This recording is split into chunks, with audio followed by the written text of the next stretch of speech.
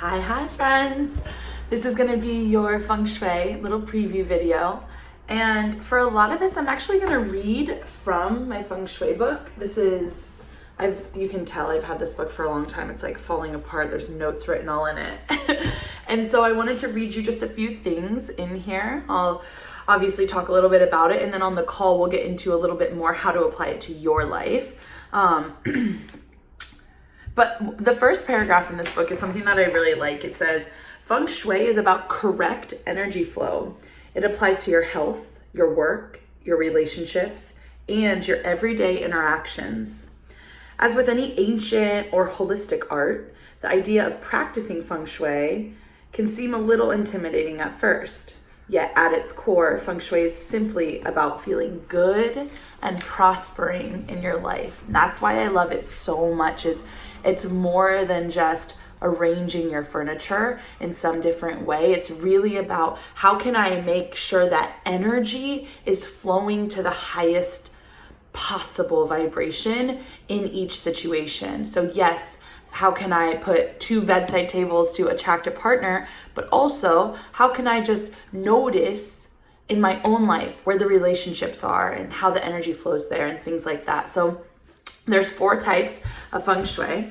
There is practical Feng Shui, and this is the logical and sensible methods of arranging your environment for happiness and success. Then there's energy Feng Shui, which is the manner in which subtle energy moves through each space you inhabit and affects your life. The third one is symbolic Feng Shui, how the contents of your home and workplace reflect who you are and where you're going. I love that one. So if I resonate with being a dancer, let's say, but that's not something I want in my new life, then I shouldn't put photos of dancing up, right? Because it's not the energy I want to move into. It's not who I am becoming. So something to think about.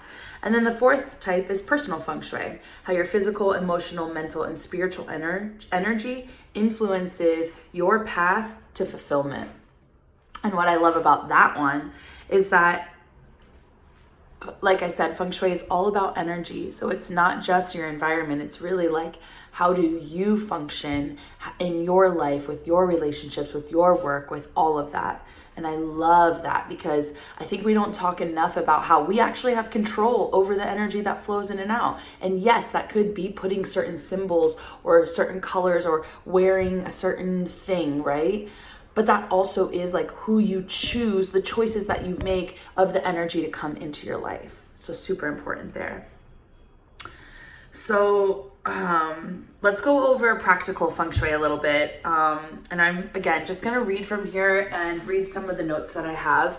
I use this book like a journal. So let's start at the beginning. Feng Shui originated in ancient China, but you can easily implement it in practical and modern ways into your daily life. The ideas here are universal and apply to a wide range of cultures and backgrounds. Because Feng Shui is not a religion, it does not interfere with any spiritual beliefs. It's used to create positive energy internally and externally in a way that nurtures you and your life goals. So again, it's about aligning in and putting energy in this person that you are becoming. It's helpful for manifestation. Everyone has his or her own unique preferences to what it comes to home decor. You don't really need to embrace Oriental design elements. Although this does include some traditional Chinese cures, this book will concentrate on offering solutions that are attractive to a wide range of styles. So, steps to a happier life, that's literally one of the sub parts. So, for some people, you must see it to believe it. And the following examples might include their ability to embrace Feng Shui as a viable tool. Clearing clutter. This is a logical step to accomplish your goals. Keeping your home and workplace clean and organized promotes happiness, efficiency, and peace of mind. When you don't have shit all in your atmosphere, whether that be in your home, in your workplace, or in your mind, then you can have a little bit more space to create. There has to be an opening for new things to come in.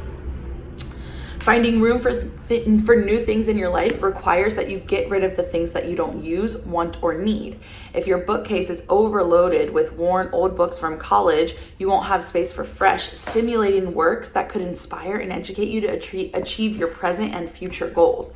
Out with the old, in with the new, right? We have heard that saying plenty of times. But let's imagine that you have in your closet a bunch of clothes that don't even fit you, right? Because you're trying to fit into them. Or maybe there's old clothes that like you've gotten smaller and they're too big, but you're too scared to let them go because you are afraid you'll get big again or something, right? You're holding on to things that aren't applying to your life right now or the life that you want to become. So holding on to clothes in that space is preventing you from bringing in not just clothes, but energy, a partner, a friendship, a new job, like all these new things, because you're too busy holding on to the old stuff for whatever reason. Adding sunlight to an environment can lift your spirit and expands your vision. Darkness inhibits life force and can be depressing. Bright light is synonymous with birth, creativity, and productivity. Bringing nature indoors adds harmony and healing to your surroundings. Studies have proven that plants produce oxygen and remove carbon dioxide, helping people to feel better. The gentle sound of a water fountain could ease your mind. Using different colors can influence your mood. Red and orange tend to stimulate and excite you. Blue, green, and lavender calm and relax you. So if your bedspread is red and orange, that might not allow you to settle into your space, right? And maybe you want stimulation while you're going to sleep.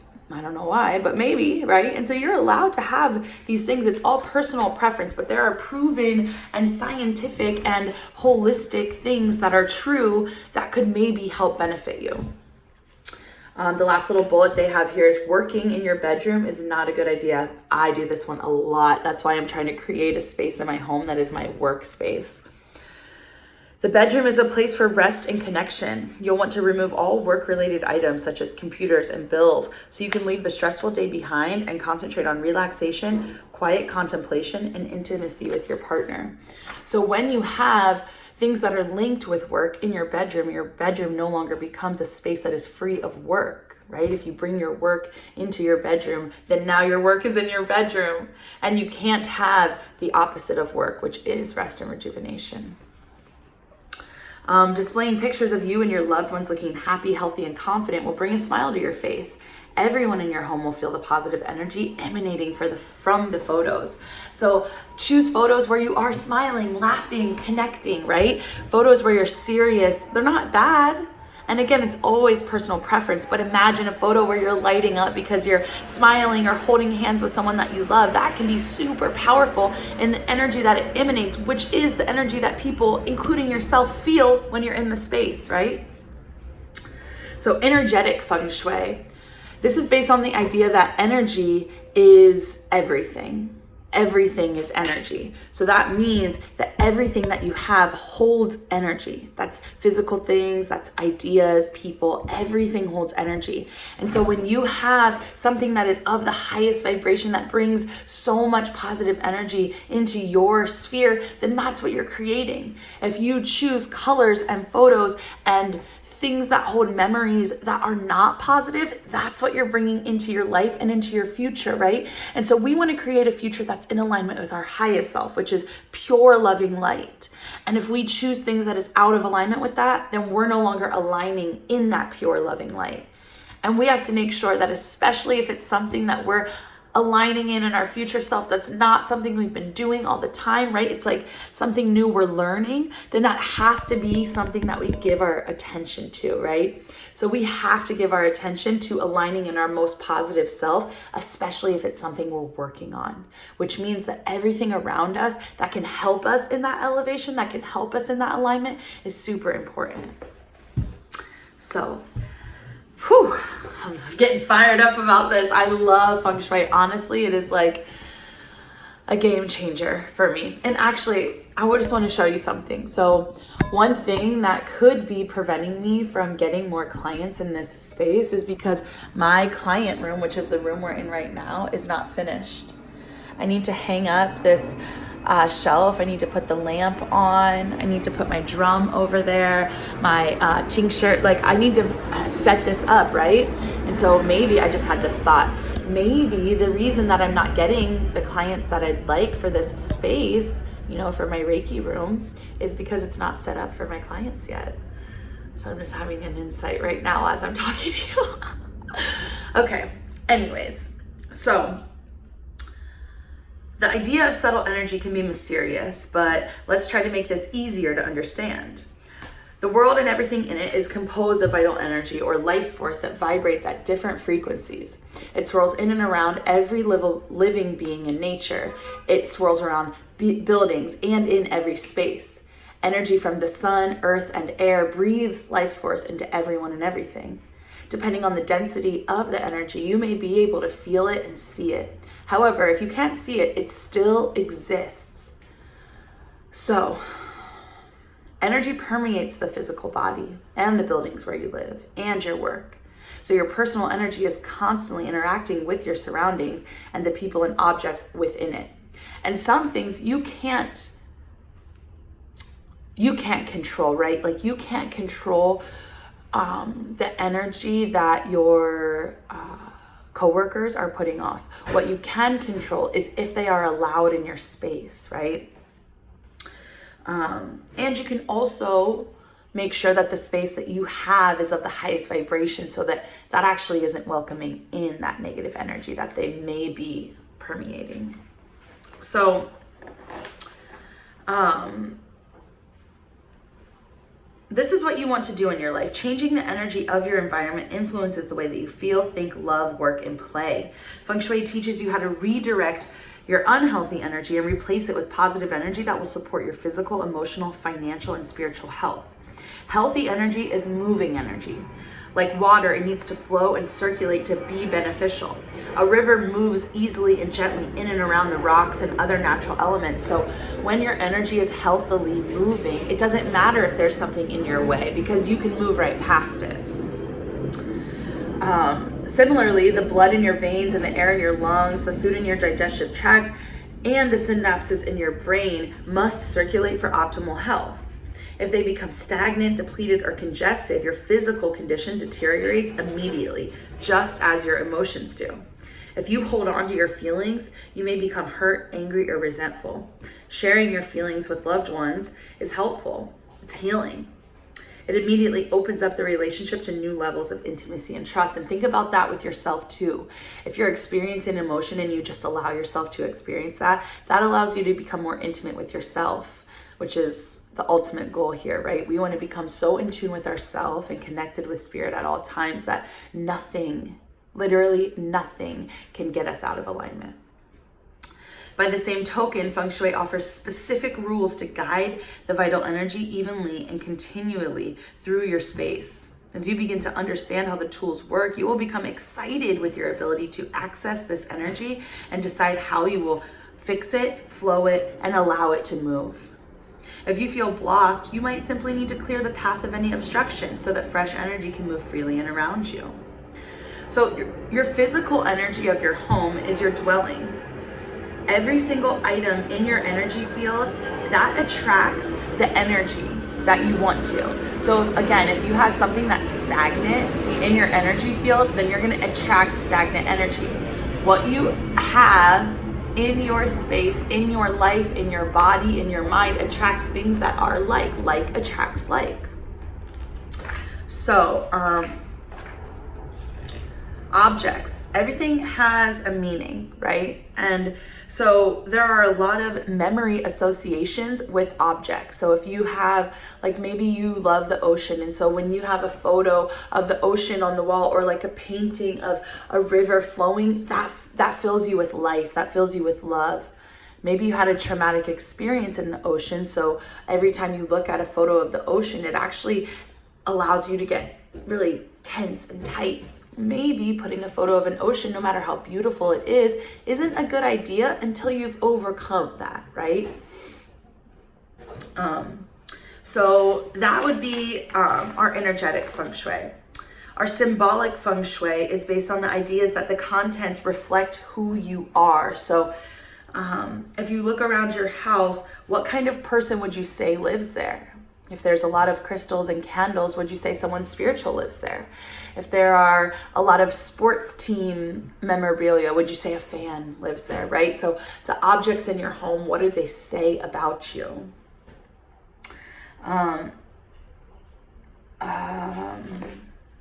If your kitchen is devoid of food, perhaps you're not taking time to nourish yourself. If your bedroom is the most beautiful in your home, maybe rest and relaxation may be on a high list of your values.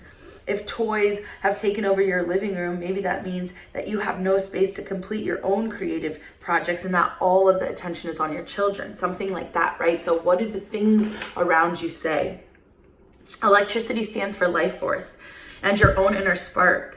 So if you find yourself in the dark without electricity, without lamps, maybe you feel depleted or unable to function.